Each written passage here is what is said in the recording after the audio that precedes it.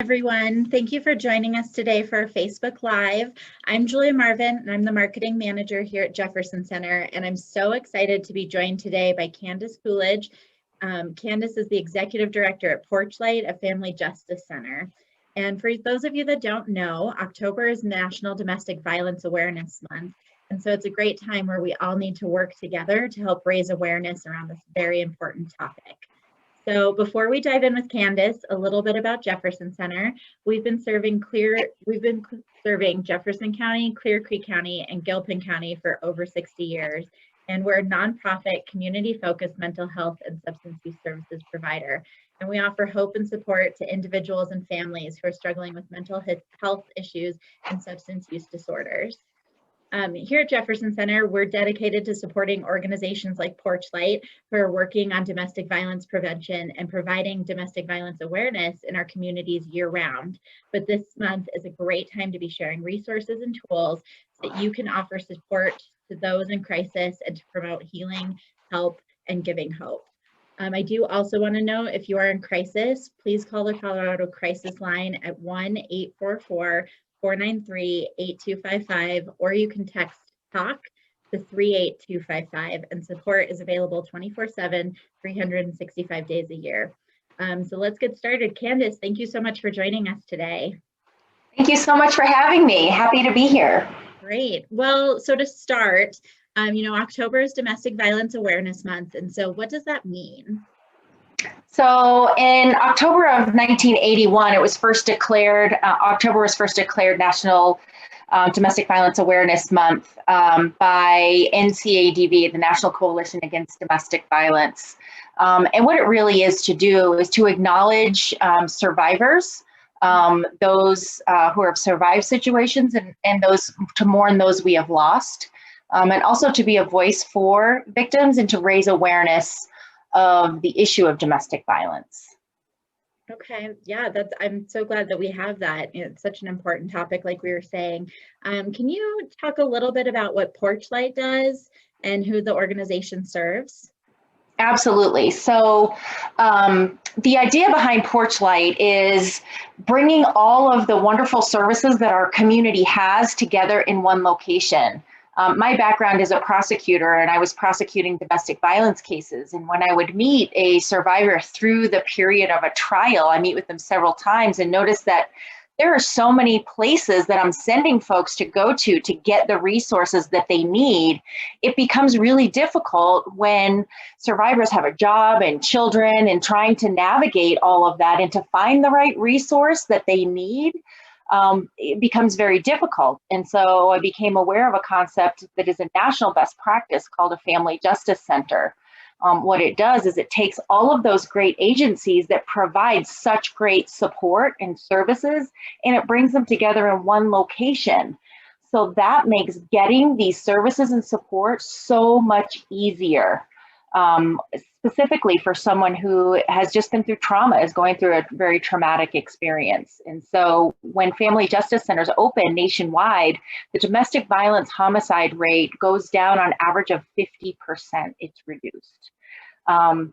Because it becomes a lot easier to get the services and support that a survivor needs than to go back to the offender, which is a lot of times that's the easier route.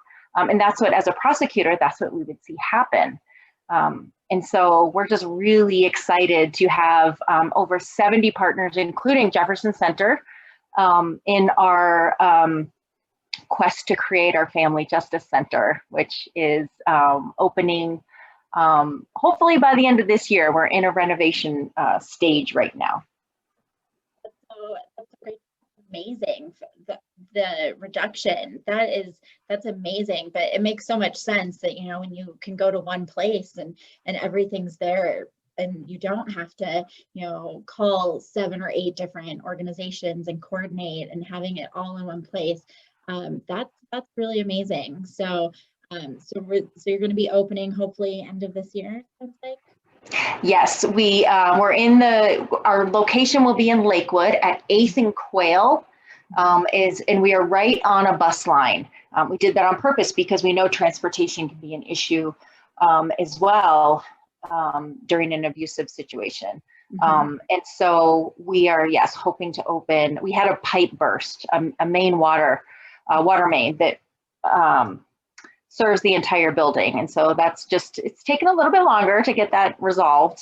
But we are really excited to open the doors. Yeah, I think that's probably one of those things. A pipe bursting sounds very much 2020. That sounds very much, that sounds right. Wouldn't happen in any other year. That's right.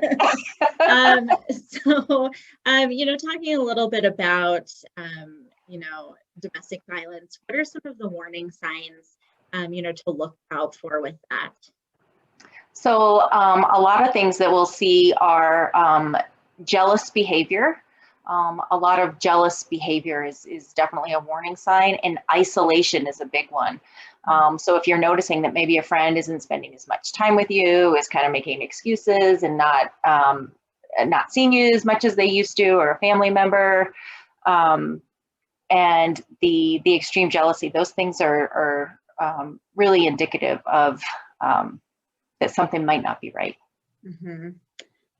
And then I'm just curious about this, with COVID and, a lot of people staying home more and everything, are we seeing a rise in domestic violence cases, or are there more issues for people?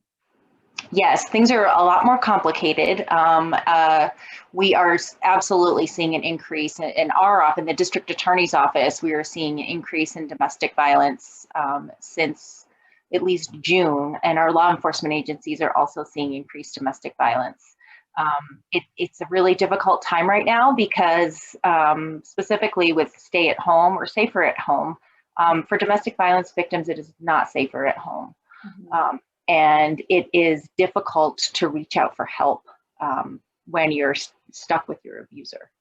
Yeah, well, and so talking about that a little bit, how can someone help if they know someone that they think might be in an abusive relationship? The biggest thing is to support them. Provide an ear to talk to and provide support. I think some things that we hear that are not helpful are you need to leave, you need to, telling them what they need to do. Really just being there to support them, allowing them to decide.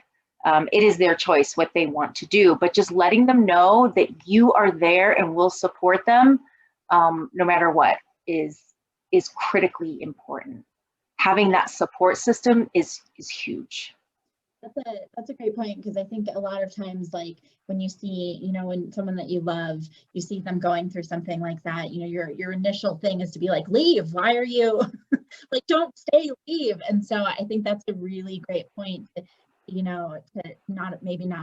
might not be the best way to approach it, and instead to really emphasize that you're there for them and you're there to help.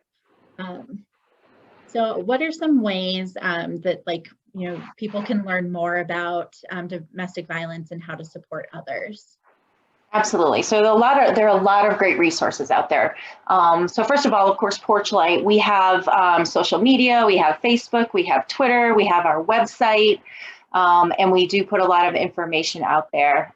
There is another Family Justice Center that's been open longer than we have. We're not even, so I say open longer than we have. So although we don't have a building and we're not open, we are still serving people. And so we have a navigator. And so if people are finding that they just need to talk to somebody about where do I even start to get resources, please reach out to PorchLight. We are helping people now. And so we are absolutely a resource. If you need help, or if you friend or family member needs help, please reach out to us. And I just want to tell you some of the things that we hear now, while we don't even have a facility. We hear from people that our navigator is amazing, and that with her help, this person has had more viable resources in minutes than they have gotten in years of trying to navigate the system themselves. So that's just the quality and kind of services that we're able to provide. So please reach out to PorchLight. It's almost like the one-stop shop that you were talking about in person, but virtually or over the phone now. So that's so great to hear. Yeah. And there are a lot of other resources out there. The National Network to End Domestic Violence, they have a website. The Alliance for Hope International, they are a great resource. They have a website with lots of information. And as I was mentioning about, we haven't been open, but there is another family justice center that has such great information on their Facebook page, and it's called Palomar, and it's in Oklahoma City. And their Facebook page is chock full of all kinds of information. There is also Family Tree is a wonderful resource. They are one of our partners, and they are fantastic. And then Violence Free Colorado is another resource. And there are also hotlines so if you're a survivor and you would like to talk to somebody, there is a domestic violence hotline, and that number is 303-420-6752. There's also a National Domestic Violence Hotline, and that's 1-800-799-SAFE or 7233.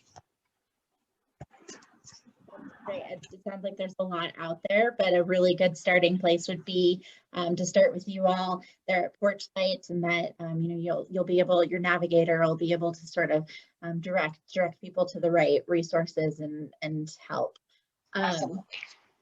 So can you talk a little bit about some of the common misconceptions around domestic violence? Because I think some that I've heard is like, oh, that's something that would never happen to me. And so I'm just wondering, what are some of the misconceptions that you hear a lot, and what's kind of the facts or truth about them? Yeah, so I think just what you said is it would never happen to me, or it would never happen in my neighborhood. That is just not true. Domestic violence is everywhere. We conduct a high-risk assessment team where we review the highest risk domestic violence cases that occurred the week prior. We do that every week. And the amazing thing is there is no boundary for domestic violence and where it does or does not happen. And there is a lot of shame and blame in domestic violence. And that's where I think Domestic Violence Awareness Month can really help, is to remove that shame and blame. And we are here to help. And so I think that is commonly one. And we had mentioned another one, I think, is that why doesn't the person leave? And there are so many very valid reasons for that, for a person staying. I mean, think about it. Think about just in this context, if you have a job that you are thinking you want to leave, do you leave that same day? Probably not, right? There are things that you need to consider. And a domestic violence situation is very complex. And so there are, again, so many very valid reasons for people staying in an abusive situation. And so just to understand that, I think is very important. Mm-hmm.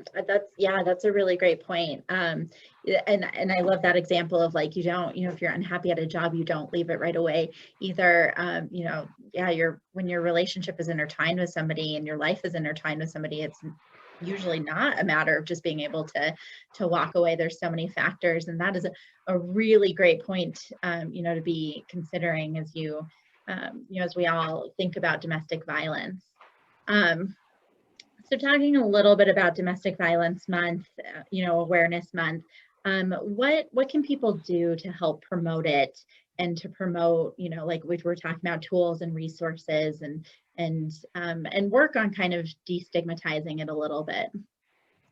Yeah, so this is great timing for this talk, because the week of October 18th, the National Network to End Domestic Violence has a week of action.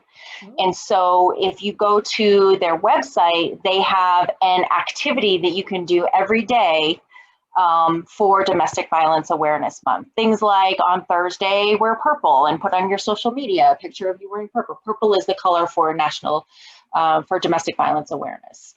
And so just throughout the week, they have lots of different things that you can do to support survivors during this time.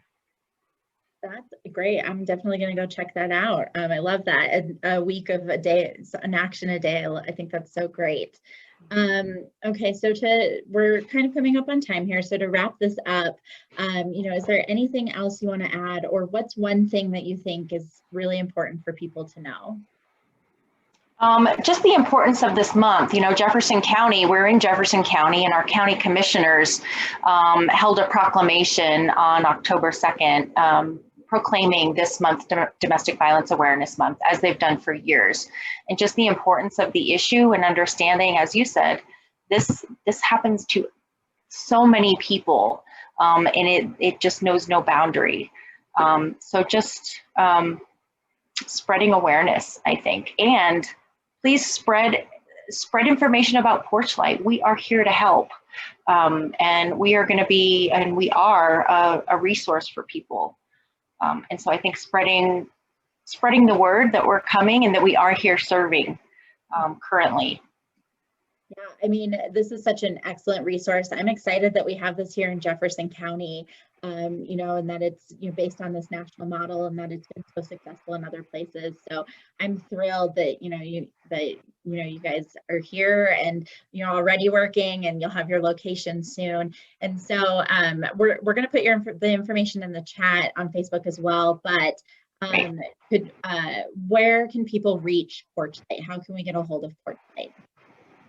So either email or phone, or through our website. And so the email that you'll use is nlopez@jeffco.us, and hopefully we can get that up in the chat. And then for our phone number, and we're in the process of, we'll have a regular phone number soon, but right now it's going to be directly to our navigator, and that's going to be 303-271-6839. And that'll get you directly to Nicole. She's our navigator, and she's wonderful. She has what I like to call the Nicole fan club. A lot of people that she has helped that just like to call and check in because she's so wonderful. Oh, that's so great. Well, Candace, thank you so much for all of the information today. I know I found it really helpful, and I'm sure everyone watching did as well. And so if you're watching this video after it's over and you have any questions, please feel free to message us here on Facebook and we'll get back to you. And just remember, no matter what you're facing in life, like if you're feeling overwhelmed, worried, or stressed, Jefferson Center is here for you, and we are open. We're accepting new clients, and accessing care is easier than ever with virtual appointments. So you can visit our website at jcmh.org, or you can follow us here on Facebook for more resources and information. You can also reach us by calling 303-425-0300. So thanks everybody, and have a great day. Thank you very much. Thanks.